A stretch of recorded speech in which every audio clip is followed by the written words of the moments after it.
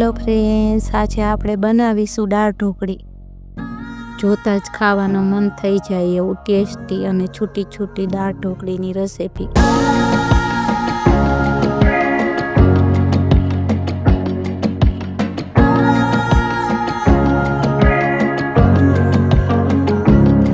ચાલો શરૂ કરીએ આજની રેસીપી। તો દાળને પલાળવા માટે આપણે દાળ ડૂબે ને એટલું આપણે ગરમ પાણી કરી લઈશું। તો આ પાણી ગરમ થઈ ગયું છે। તો આ એક વાટકી મેં તુવેરની દાળ લીધી છે, તેને આપણે પાણીમાં એડ કરીને અડધો કલાક માટે પલાળી દઈશું।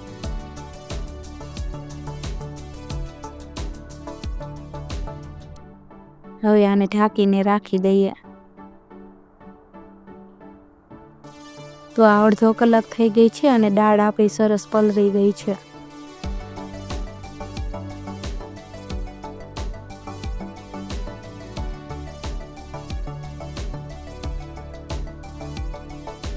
તો હવે દાળને બાફવા માટે આપણે કુકરમાં 3 ગ્લાસ જેટલું પાણી એડ કરશું।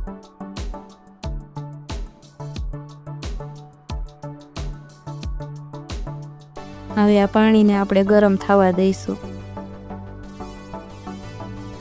દાળને બાફવા માટેનું આ પાણી ગરમ થાય ત્યાં સુધીમાં આપણે દાળને ધોઈ લઈશું। તો આ રીતના આપણે 2 થી 3 પાણીએ ધોઈ લેવાની।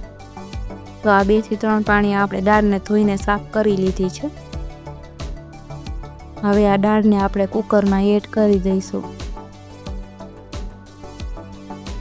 હવે તેમાં નાની અડધી ચમચી હળદર, સ્વાદ પ્રમાણે મીઠું, પછી દાળમાં 2 ચમચી જેટલું તેલ એડ કરી દેવું, જેથી દાળ ઉભરાઈને બહાર ન આવે। તો મારે અહીંયા દાળ થોડી હતી એટલે મેં નથી નાખ્યું। જો તમે વધારે બનાવતા હોય તો તમે અહીંયા તેલ જરૂર નાખજો। હવે પછી કુકરનું ઢાંકણ બંધ કરીને એને 4 થી 5 સીટી થવા દઈશું। ત્યાં સુધીમાં આપણે ઢોકળીનો લોટ બાંધીને તૈયાર કરી લઈએ। તો ઢોકળીનો લોટ બાંધવા માટે આપણે જે રોટલી કરવાનો ઝીણો લોટ આવે તે જ લીધો છે। તો આપણે 1 વાટકી જેટલો લોટ લીધો છે। તમારે જેટલી ક્વોન્ટિટીમાં બનાવવો હોય એટલો તમે લોટ લઈ શકો છો। નાની અડધી ચમચી તેમાં હળદર નાખશું, નાની અડધી ચમચી ગરમ મસાલો, સ્વાદ પ્રમાણે મીઠું, અડધી ચમચી ધાણા જીરું અને મોણ માટે 2 ચમચી જેટલું તેલ એડ કરીશું। હવે આ બધું સારી રીતના મિક્સ કરી લઈશું।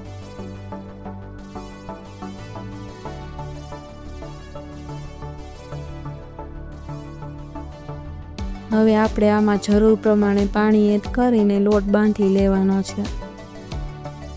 તો ઢોકળીનો લોટ આપણે રોટલીનો લોટ કરતાં થોડોક કઠણ રાખવાનો છે, બહુ ઢીલો લોટ નથી બાંધવાનો।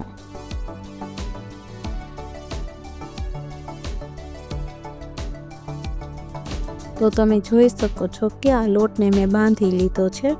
તો આ લોટને તમે જોઈ શકો છો એકદમ ઢીલો પણ નથી અને એકદમ કઠણ પણ નથી। આ લોટને આપણે ઢાંકીને 10 મિનિટ માટે રાખી દઈશું, જેથી લોટ આપણો સારી રીતના સેટ થઈ જાય। તો આ દાળ આપણી સરસ રીતના બફાઈને રેડી થઈ ગઈ છે।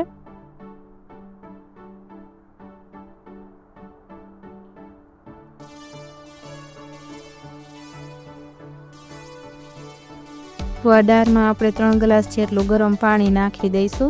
તો દાળ ઢોકળીની દાળ વધારે થોડીક પાતળી રાખવાની, કેમ કે હજી આપણે ઢોકળી બાફીશું એટલે અંદર આપણી ઢોકળી બફાય ત્યાં સુધીમાં દાળ આપણી ઘાટી થઈ જશે।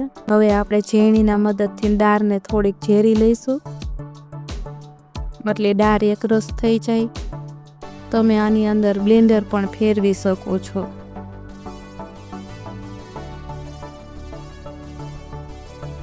પછી તેમાં કાપેલું 1 ટમેટું અને 1 લીલું મરચું કાપેલું નાખી દેશું।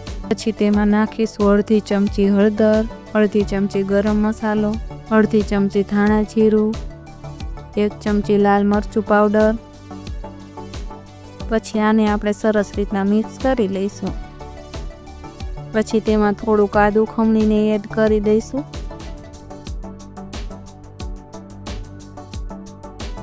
પછી આ દાળને આપણે સરસ રીતના ઉકળવા દઈશું।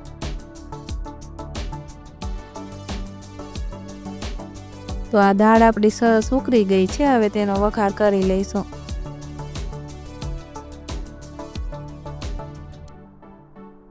તો આ દાળનો વઘાર કરવા માટે આ એક પેન રાખી દીધું છે, તેમાં 1 ચમચા જેટલું તેલ એડ કરીને ગરમ થવા દઈશું.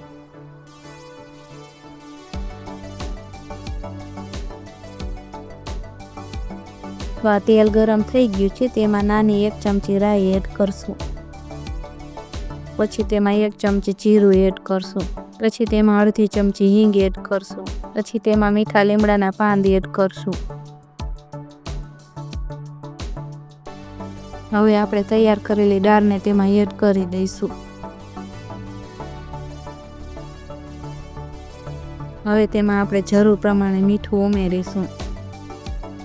હવે આ દાળને આપણે સરસ ઉકળવા દઈશું. દાળ ઉકળે ત્યાં સુધીમાં આપણે ઢોકળી રેડી કરી લઈએ. તો હવે આ લોટને આપણે ખોલીને જોઈ લઈએ. આ લોટ આપણો એકદમ સોફ્ટ થઈ ગયો છે.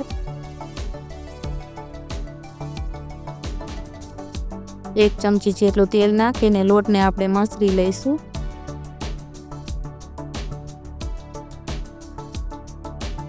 તો આ લોટ આપણે સરસ રીતના મસળી લીધો છે, તેમાંથી આપણે 2 ભાગ કરી લઈશું. તો આમાંથી 1 ભાગ આપણે પાટલા ઉપર વણવા માટે લઈ લઈએ. તેની ઉપર આપણે થોડો કોરો લોટ નાખશું. હવે તેની રોટલી વણી લઈશું. રોટલી કરતાં જાડી અને પરાઠા કરતાં પાતળી એવી રોટલી વણી લઈશું. બહુ જાડી પણ નથી રાખવાની અને વધારે પતલી પણ નથી રાખવાની. તો હવે આપણે આને કટ કરી લઈશું. જો લોટ વધારે ઢીલો હશે તો ઢોકળી તમારી એકદમ છૂટી છૂટી નહીં બને. ઢોકળીના લોટ બાંધવામાં મેં તેલ નાખ્યું હતું, એટલે ઢોકળી એકદમ છૂટી છૂટી બનશે. તો આ રીતના આપણે ઢોકળીને કાપી લઈશું. તો અહીંયા મેં બધી ઢોકળી કાપીને આ રીતના તૈયાર કરી લીધી છે અને દાળ પણ આપણી સરસ રીતના ઉકળી ગઈ છે. હવે તૈયાર કરી ઢોકળીને આપણે દાળમાં એડ કરી દઈશું. તો આપણે બધી ઢોકળી દાળમાં એડ કરી દીધી છે. હવે તેને મિક્સ કરી લઈશું. ઢોકળી એડ કર્યા પછી આપણે 10 મિનિટ સુધી દાળને ઉકળવા દઈશું, એટલે ઢોકળી આપણી બફાઈ જાય. હવે આને ઢાંકીને થોડીક વાર બફાવા દઈશું. આને ખોલીને વચ્ચે વચ્ચે ચમચો ફેરવતા રહેવાનું, જેથી ઢોકળી આપણી તળિયે બેસે નહીં.